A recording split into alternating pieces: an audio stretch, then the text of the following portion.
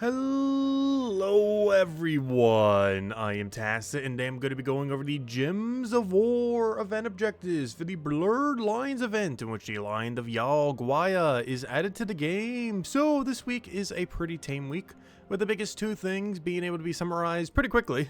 That being that the mythic from last Friday is still available, as well as the pet this Wednesday, I believe being the first time that we've been able to get the Huanglong mythic pet as a guaranteed pet. It's been in the drop table for quite a while now. However, I believe this is the first Wednesday event where it's been absolutely guaranteed, so if you haven't been able to pick up this mythic pet, you'll be able to go do so this Wednesday. Aside from that, we have a exceedingly tame week as far as, events. World event is basically just like raid event, or not raid event, but Underspire, so basically whatever team you use for one, you basically just use for both for the most part. And of course, an arena event does almost nothing. So we have an exceedingly dead week this week as far as things to go over. With that being said, let's go over all the teams, because there are very few to go over, all which are in the description below. So as far as the world event is concerned, it is restricted to that of Shentang, as is the Underspire, so you can use the exact same team 1-to-1 for both. The only big difference being that you do have quite a bit more magic damage when you're doing the world event, as I do believe we got just magic. Was it magic and skulls or just magic? Let me go double check. It is just magic, that's what I thought. But yeah, you'll have a lot of extra magic when you're doing the world event one this week. However, you'd basically be using the same team for Underspire, just without the extra damage. So we're just talking about Huanglong. Of course, he has a pet this Wednesday. First guarantee time that you ever get to get him, though he has been in drop table for a while, but if you haven't picked it up, you will be able to at least get the pet for him. As far as the troop is concerned, it's pretty random, but gets to do a little bit of everything off of its percent chance. Has a percent chance to roll like 7-8 different things, and they could all roll at once. Sometimes none of them roll. I have a very wide range as far as what he could ultimately do, and is generally pretty inconsistent, but has enough value that unless you get absurdly unlucky with it, will end up doing a decent amount of value. It's also a tank mythic, having 70% score reduction, so it tends to survive for a pretty long period of time. If it happens to die, you can also resummon it with the Copaltine Wand. This is highly advised for both the expensive team and the cheaper team, not only because your entire team is Shentang, but also because it has backup resummon, so if your first slot does happen to die, for whatever reason, you'll be able to go get it right back up.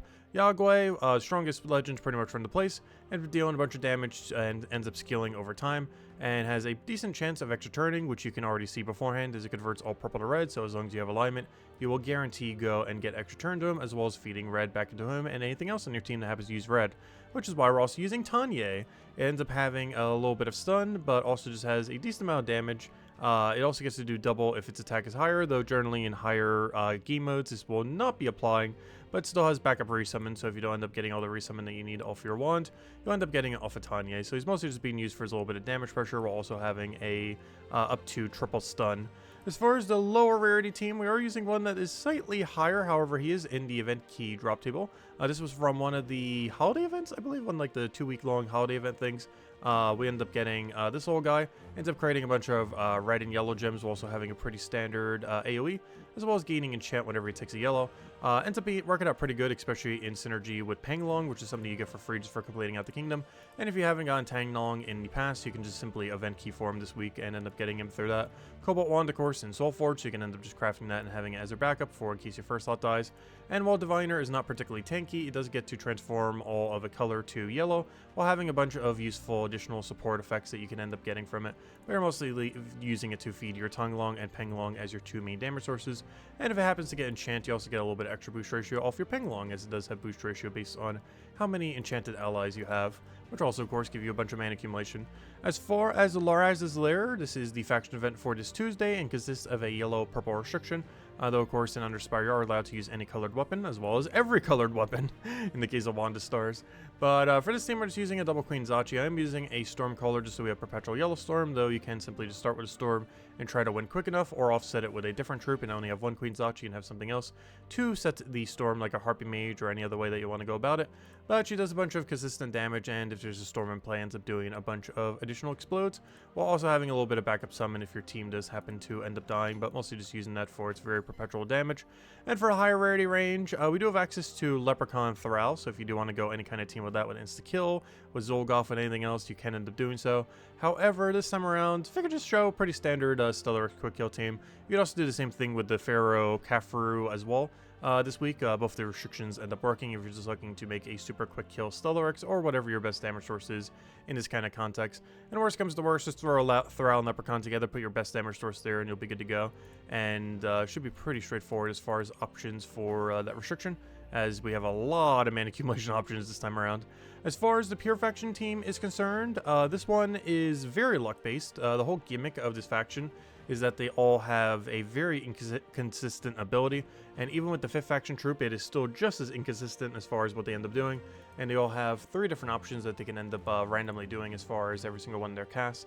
The main premise of what you want to do here is keep using the Dementicores in order to drain all their mana and silence them whenever they're about to cast, and ideally keep trying to steal attack from the first slot and second slot, and essentially work your way down. Essentially spam onto your first enemy on the opposing team and try to steal all of their attack to get yourself boosted up.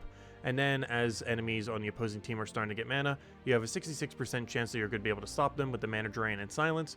So you then start targeting whatever's starting to get close to getting full mana, and you basically just rinse and repeat that, constantly stealing and draining the mana from things that are starting to get close to full mana, and stealing the attack from the first 2 slots, particularly the first slot, to make sure that you don't end up dying, while also building up attack of your own in order to keep buffing up until you essentially win.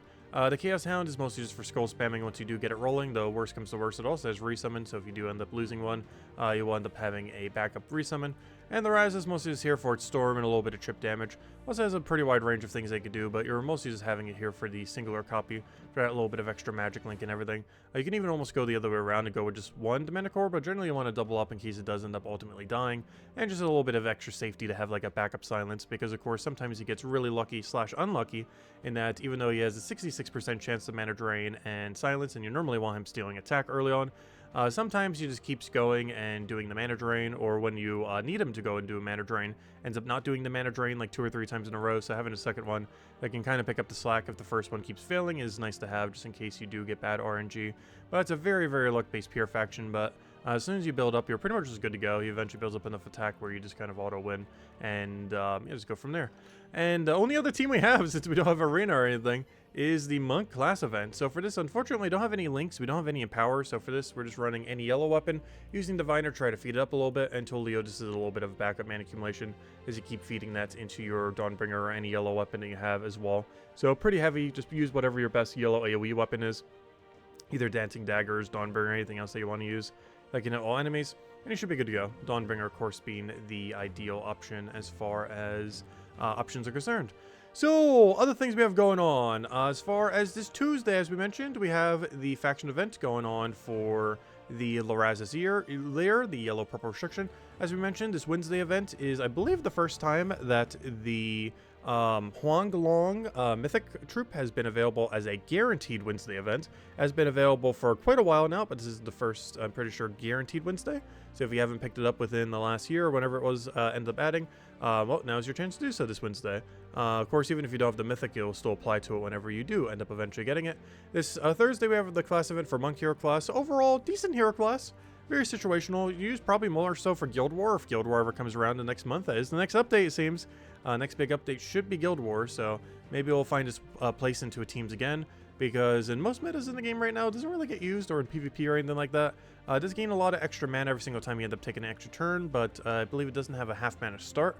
So it starts a little bit slower, but has momentum if you're going to be casting your hero weapon multiple times across the battle. Like if you're planning on doing it at least 3 or more times, this hero class can actually be really good for overall amount of mana back into your hero weapon. Plus it still has things like Barrier on Brown and just overall good survivability. So pretty good hero class, pretty well rounded, though oddly enough not used much. It's one of those hero classes that on paper seems absurdly good, but then in practice, compared to like Elementalist and a few other things like that, it just pretty much never sees much usage. But if it is, again, it's definitely going to be during Guild War. And as Friday, as we mentioned, we have an arena event, aka no event this weekend. As far as Soulforge is concerned, pretty skippable as far as mythics are concerned. One thing that's kind of funny is Yao Guai is actually here, and he's also in the event key drop table. I haven't gotten to event key drop table yet, but I guess the only thing to really mention as far as mythics, though exceedingly not really that relevant these days, is Obsidius. He does have a 4-time stun, which is still technically makes him the best stunner in the game. However, practically, you just don't really run him anymore. If you really want stun, you're just running Elementalist or something else on your team. There just isn't really much of a need to go all out into a 4-time stun with something Obsidius. even if you're doing like a 4x curse, 4x stun. It's generally a bit overkill to put Obsidius on your team just because his ability is pretty underwhelming. Like, definitely on the slightly weaker side. Like, it's not horrifically bad, but compared to other options you could be doing that also have access to stun, most notably Hero, or even just Immortal Ossifer, it just is not particularly good in the current state of the game. It's still the best stunner theoretically, but there's just so many other options to do it for these days that he just doesn't really see much usage. But if you are picking up something that might be worth considering if you do want to offset your utility for it, but there are just so many other alternatives these days as far as doing the mechanic. Beyond that, as far as weapons are concerned, I think we mentioned it on like 3-4 different teams, but Koboltine Wand, 100% definitely something that you want to be picking up. It's really good for this event week. You're probably not going to use it much beyond this week, but you definitely will want to be using it throughout this week for both the World event as well as for the Underspire event. So definitely worth picking this up. It just makes the events really easy. You have a bunch of resummon, you get a stats effect to your entire team, as both restrictions are Shentang teams, and you're going to be getting at least a 3x bonus, if not a 4x. 4x, of course, if you end up setting your hero class to Shentang hero class as the monk hero class. Otherwise, it will do 3 onto your team. Regardless, you'll get a lot of value from it. And that's about it, unless you're going to be going for like one of the doomed weapons, like Doom Librim. This, of course, was pretty good back in Guild Wars back in the day. Not sure if it's going to be that good in the current new Guild War that's going to be coming, just because there's not going to be as many pure green restriction versus pure green restriction. But while that will still pop up, it probably won't be at the same frequency as old Guild War used to be. So even though it is kind of decent in those kind of situations, it's not going to be nearly as good as it was back in the day for previous Guild War, but still kind of worth considering. Beyond that, Sky Hero is a kind of interesting one. It's not really particularly useful, but it has a weird gimmick that a couple other troops kind of have, but this is like the only hero weapon that really has it. It destroys a column, and then for every yellow gem destroys, ends up creating 4 red, which in theory is not awful, because if you're doing this on at least 3 yellows, you're creating 12. So you're creating 12 red out of that. That's not a bad amount. And then, of course, if you end up doing it onto 4, that's going to be 16 red. So, and plus you're destroying a whole column, so you have 8 whole less gems that you need to deal with. So all the gems that do get spawned have a better rate of actually landing. The biggest issue with this thing is you have to be feeding something into red that can feed back into it, because it itself, of course, does not use red, unfortunately. If this thing was a yellow-red weapon, that would kind of change everything as far as its viability. But the fact that it doesn't use red is not ideal for its overall viability, as it does not feed back into itself, other than the destroy column and any cascades you get from that, as well as the gem spawns. But the actual red itself does not feed back into the weapon, which it's still an interesting utility weapon, though. But yeah, if you're getting any one weapon, though, it's definitely going to be Koboltine Wand. It just has the most overall use case, though. Beyond that, campaign still running strong, second to last week, of course. So if you do want to go and finish that out soon, yeah, this is the second to last week to go get all those tasks in. Last week to go get all those rewards, which means, hey, new mythic. Next week we'll go mess around with a little bit. Unfortunately, it is the very useless demonic portal gem troops that we've been getting recently. So this thing is complete trash. Like pretty much everything that has a demonic gem mechanic. I'm not sure what they were really thinking with that mechanic, as I don't know, just backfires way, way, way more than it will ever help you in any situation. You're pretty much just giving the enemy free resummon in almost like 70%, 80% in the situations, like almost every single time. But even if you're utilizing it some, there's just so many better, more consistent summoners out there, even under the Daemon category, let alone. Anyways, beyond that, as far as the event key drop table is concerned, of course, given that this is a Shentang week and everything this week is Shentang, it is Shentang restriction. So everything that you see here is available in drop table aside from the following. This includes the Purple Doom, which is only during Purple Doom events, the 5 troops from Laraz's Lair, which is only from the Laraz's Lair portal, the 10 of Swords, which was only from the 10-year anniversary event. I believe it is currently not in the Vault key drop table, but it will be probably within the next month or two. But long story short, it is not in the event key drop table, so you will not be able to get it through that. And beyond that, there's one more. Oh yeah, Immortal Lucifer. She is only, of course, from the Immortal drop table under the Burning Chest. And everything else that you see here is in drop table. With that being said, is there anything really worth going for? No. The mythics are pretty skippable. If you are going to bother going out of your way or probably diamonding for the Huanglong, it's probably not worthwhile to go and event key for it. Beyond that, I think this might be the first time you can event key for Huanglong. So technically you could do that. Like, I kind of need 2 copies right now to go get a max, or 3. So you know what? Let's go throw 200 real quick. Let's see. Did we get enough? We got 2. I need 1 more. Give me 1 more. See if we can get a mythic randomly. Because our mythic look earlier was so bad. But yeah, if you're going to be opening for anything, it's probably for Yao Guai. We actually got it there. I guess I could have showed it from the other menu too. But Yao Guai is decently relevant, probably the most relevant thing in his entire kingdom as far as realistically obtainable stuff. We got a few copies there when we just went and opened those keys. But it deals a bunch of damage to the first 2 enemies, boosted by its life, so it has a scaling mechanic. And on top of that, it also steals magic from both the enemies, so it has even more scaling mechanic. And then transforms all purple to red, which of course he uses red, so he actually feeds back to himself, unlike that one Sky Hero weapon. And on top of that, if that wasn't already enough, every single time he steals red, he scales even more by stealing life from the first enemy when matching red. And guess what that does? Because he has a life boost ratio, he gets even more damage from it. So yeah, he just slowly scales over time. The scaling was a lot better back in the day when he first came out because stats were a lot lower, but honestly, even after all the time that's gone by, while it's not as good of a scaling compared to way back in the day, it is still pretty decent. The fact that he can like loop into himself, get like a double, triple going and everything like that. Decently strong overall. So definitely, if you haven't picked him up, probably worth event keying just for that. That and maybe Huanglong and Quillen. Huanglong has some utility for all of its gem corrosion I could do, so if you're lacking some of the mythics for damage sources and everything, you could end up going down this for the events. I almost ended up showing it with it, actually, didn't I? Actually, I think I did. Yeah, I did. I actually ended up going for it because even though this is a legend, it is an event key drop table, so pretty easy to get. But yeah, I ended up mentioning on the low rarity team just because it's really good synergy with Huanglong, and they're both very, very accessible, so you can end up just doing that combo, and it works out really well. Quillen and kind of like Yao Guai as well, and that's really useful in a really old meta team that is still somewhat relevant these days, but sees a lot less usage. In the case of Yao Guai, it's Yao Guai Queen Titania, which is honestly still really strong to this day for a no mythic overall damage source team. And then there's another one, Divine Ishbala into Quillen. Overall, Divine Ishbala Quillen doesn't hold up as good, I don't feel like, as Yao Guai Queen Titania. Mostly because there's better ways to do skull spam these days compared to using the duo. However, they both have a double convert that synergize pretty well into each other. And of course are both divine, end up going into like a full divine team with it. So it does have that going for it. Can even use it in divine restrictions if you end up wanting to use it in like PvP or who knows, Guild War.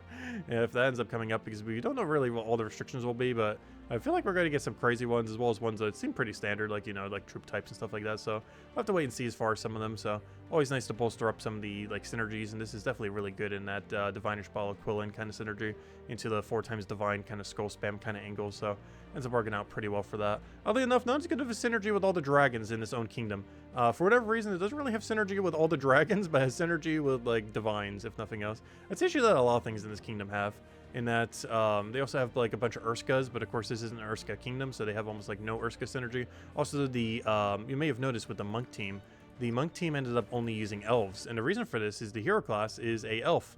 So actually this one isn't, but you know, the one that is actually the monk is a if we go over to monk real quick, over to here, boom boom boom, customize, boom boom boom, it is an elf. So you can't even use a lot of the good things here because there's so many different troop types in this kingdom that doesn't really have like a centralized one. So whenever you have like an elf restriction like for that, you're going down like really far. Like this is every option you have for the, I guess it's a little bit more though. I guess you have Yao Guai too, but mostly just going for the mana accumulation and the Dawnbringer route. But you know, it's not all centralized around a single one because they have quite a few different things going on. But yeah, there's a few legends kind of worth fishing for event keys, but for the most part pretty skippable unless you're just looking for options for the week or for a future damage source off of a legend. But there are a few hundred, you should be able to go and pick most of them up. Beyond that, yeah, let's go over the new troop real quick then. So as far as the new troop is concerned, oh yeah, also if you guys haven't been, if you go to shop, normally I grab this before the video even starts, but if you go to shop and you go to resources, you can pick up 10 of event keys pretty much every single week for free. It's 1,800 glory, but it's basically free. If you guys haven't been, definitely make sure to do so. Sometimes you won't see it here because whenever I click this afterwards, yeah, it kind of disappears. Not sure why, but after you claim it for the week, it kind of disappears all the way from the left corner over there. But yeah, if you haven't been doing that, definitely make sure to do so, as it is pretty cheap for how much value you get in return. It's a great way to offset your event keys if you ever need them for anything, or just to hoard them for later down the line. Anyways, as far as the new troop this week, we got the Lion of Yao Guai. And can you guess what this Daemon gem mechanic is? Is it good? Is it bad? That's correct. It's awful. No, his actual ability is not too bad, but the demonic portal is pointless. He deals some damage to an enemy and inflicts terror. So if you want to RNG, try to kill some things, Shentang doesn't really have a particularly high amount of ways of doing that. And this could be one of your ways to do it. If you simply just use this on your team this week and go hit the last slot on the enemy team, you might have a chance to go and terror kill them or terror flee them, however you want to look at it.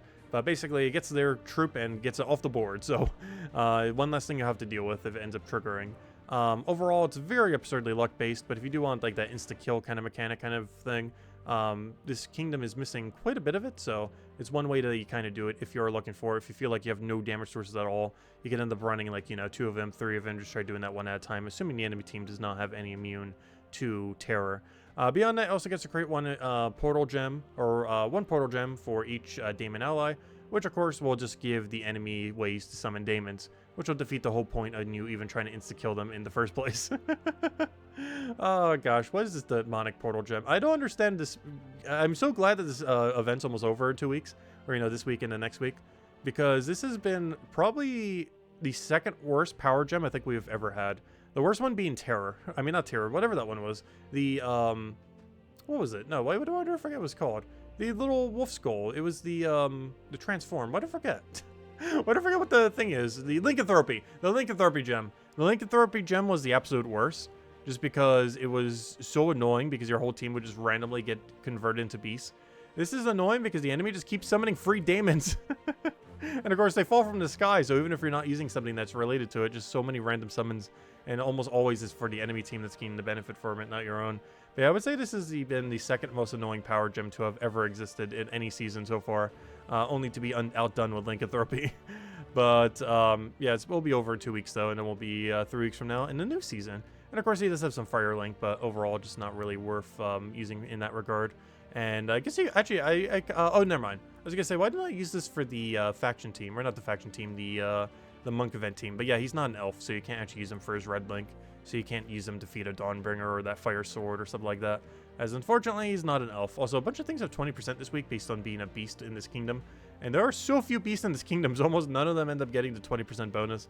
But at least all of them still have that 10%. I normally don't ever even mention the percent, because ever since they nerfed it from like 25% each for 50% total down to 10%, they haven't really been too relevant in most situations.